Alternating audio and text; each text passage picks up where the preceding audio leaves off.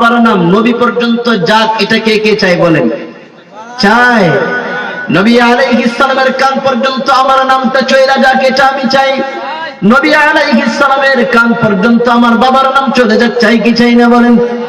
আল্লাহর হাবিব সাল্লাল্লাহু আলাইহি ওয়াসাল্লাম বলেন, শুনো, ইন্নাল্লাহা ওয়াক্কালা বিকবরি মালাকা, নিশ্চয়ই আল্লাহ তাআলা আমার কবরে এমন একজন ফেরেশতা নির্ধারণ করে দিয়েছেন, এমন একজন ফেরেশতা নির্ধারণ করেছেন। ফেরেশতা, এই ফেরেশতাটার গুণ কেমন হবে? আল্লাহর হাবিব বলেন, আ'তাহু আসমাআল খালাইক, ফেরেশতাটাকে আল্লাহ তাআলা এমন শক্তি দিয়েছে, এই ফেরেশতাটা সারা দুনিয়ার মানুষ যেখান থেকে যে কথাটা বলে সে শুনতে পায়। সুবহানাল্লাহ বলেন। নবী আলাইহিস সালাম বলেন, এই ফেরেশতাটার কাজ কি? এই ফেরেশতাকে যে আল্লাহ তাআলা আমার কবরে নিযুক্ত করে দিয়েছে, তার কর্মটা কি?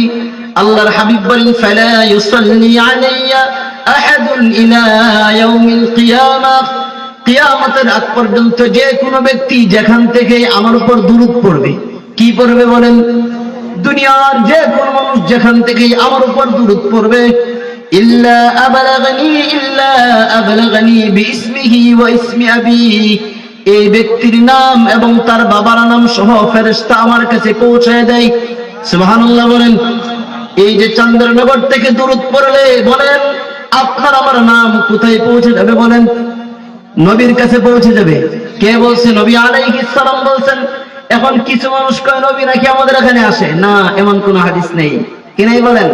এমন কোন হাদিস নেই। আল্লাহ তাআলা ফেরেশতা নির্ধারণ করে দিয়েছেন, ফেরেশতার কর্ম হলো যেখান থেকেই যেখানেই আমার উপর দুরূদ পড়বে, ফেরেশতাটা আল্লাহর হাবিব বলে দিয়েছেন এমনে বলবে। কেমনে বলবে? হাদা ফুলান ইবনে ফুলান قد صلى عليك, আমাকে বলবে নবী অমুকের ছেলে অমুক আপনার উপর দুরূদ পড়েছে। সুবহানাল্লাহ বলেন। এখন আপনার আমার নাম নবী পর্যন্ত যদি নিতে চাই তাহলে বলেন কি লাগবে বলেন? দুরূদ লাগবে কিনা বলেন? এখন আপনাদেরকে প্রশ্ন করে বলেন, নবী আলাইহিস সালামের